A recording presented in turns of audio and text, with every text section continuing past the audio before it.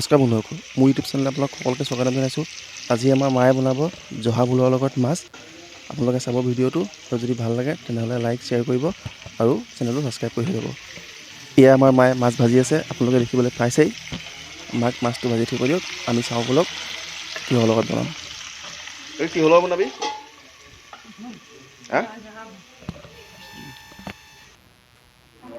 এয়া দেখিবলৈ পাইছেই, সকলোৱে কথা পাতি পাতি জহা ভোল কাটি আছে। এইটোৰ লগত আজি মাছটো বনোৱা হ'ব। আপোনালোকে খাই পাইছেনে জনাব আৰু আজি চাব কেনেকৈ বনোৱা হয়। এয়া জহা ভোল আমি ব'লক ধুই লওঁ। আৰু এয়া পিঁয়াজ কাটি আছে মাহঁতে।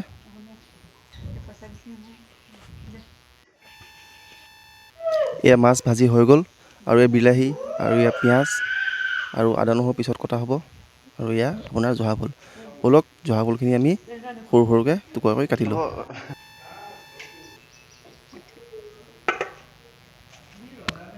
এয়া আমি ভোল কাটিব লৈছোঁ। আপোনালোকে নিজৰ চাইজত আপোনালোকে কাটিব পাৰে, আমি ইমানটো চাইজত কাটিছোঁ।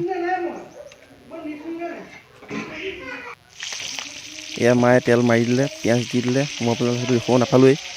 বাৰু যি হওক, পিঁয়াজটো আমি ভালকৈ এতিয়া আমি ভাজি লওঁ।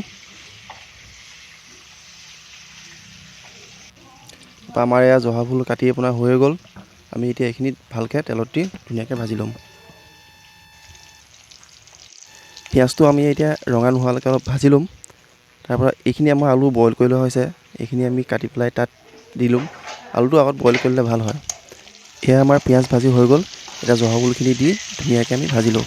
ইয়াৰ লগত বিলাহীও দি দিছোঁ, চব একেলগে ধুনীয়াকৈ আমি ভাজি ল'ম। তাৰপৰা এতিয়া হালধি আপোনালোকৰ নিজৰ অনুসাৰে দি ল'ব।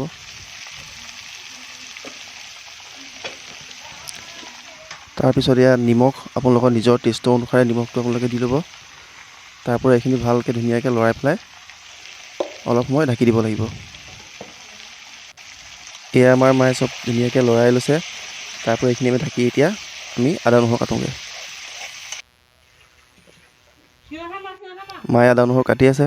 তাৰপৰা আমাৰ ল'ৰাই ইয়াক খেলি আছে, পানীৰ লগত খেলি আছে, গা ধুই আছে। আমাৰ ভাজিখিনি নিসিজালৈকে আপোনালোকে ল'ৰাৰ খেলাকৈ চাই থাকক। কি কৰিছা তুমি? এই পুতু গা ধোৱা।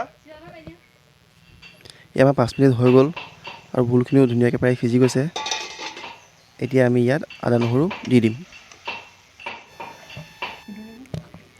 এই আদা নহৰু আমি দি দিছোঁ। এতিয়া আদা নহৰুখিনি দি পেলাই আমি এতিয়া ঢাকি পেলাই অলপ সময়ৰ কাৰণে আকৌ সিজিবলৈ দিম।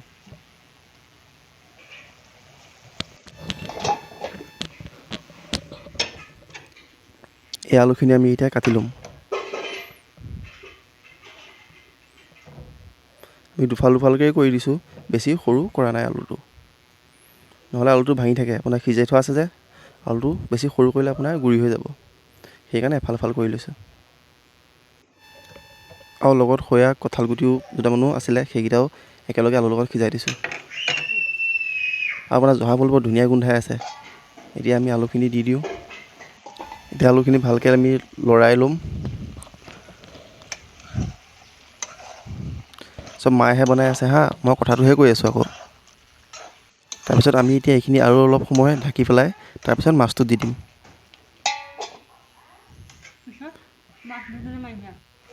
এই আমাৰ মাছ দিব হৈ গ'ল। দেখিবলৈ পাইছে মাছটো বহুত ধুনীয়াকৈ ফ্ৰাই কৰি লোৱা আছে আৰু আপোনাৰ মাছৰ বহুত ডাঙৰ ডাঙৰ পিচ কৰি অনা হৈছে। এতিয়া মাছটো ওপৰত এনেকৈ ধুনীয়াকৈ মেলি পেলাই এইখিনি অলপ সময়ৰ কাৰণে, বেছি নহয় আপোনাৰ 10-15 মিনিটৰ কাৰণে ঢাকি পেলাই থৈ দিলে হ'ল। তাৰপিছত আমাৰ ভাজি ৰেডি হৈ গ'ল। ইয়াত 10-15 মিনিটৰ পিছত আমাৰ মাছ ৰেডি হৈ গৈছে। আপোনালোকে দেখিবলৈ পাইছে কি ধুনীয়া কালাৰ আহিছে আৰু মাছটো ধুনীয়াকৈ সিজিছে আৰু আপোনাৰ বহুত ধুনীয়া গোন্ধাই আছে জহা ভোল। যোনে যোনে গোন্ধটো পাইছে সেইজনে বুজি পাব কিমান ধুনীয়া গোন্ধ। ব'লক আমি এতিয়া এইখিনি কাঢ়ি লওঁ আৰু ইয়াৰ টেষ্টটো কৰি চাম আমি।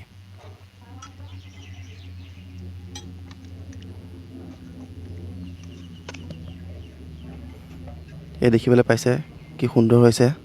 আৰু যদি ভাল লাগিছে তেনেহ'লে চেনেলটো ছাবস্ক্ৰাইব কৰি দিব আৰু ইয়াৰ লগত খৰিচা।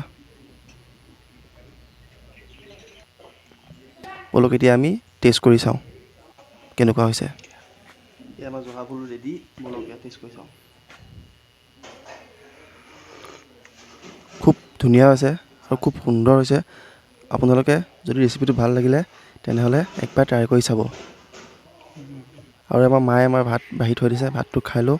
আৰু যদি আপোনালোকৰ ভিডিঅ'টো ভাল লাগিলে তেনেহ'লে লাইক শ্বেয়াৰ কৰি দিয়ক আৰু চেনেলটো ছাবস্ক্ৰাইব কৰি দিবলৈ নাপাহৰিব। ধন্যবাদ। আজিলৈ সামৰিলোঁ। Bye bye.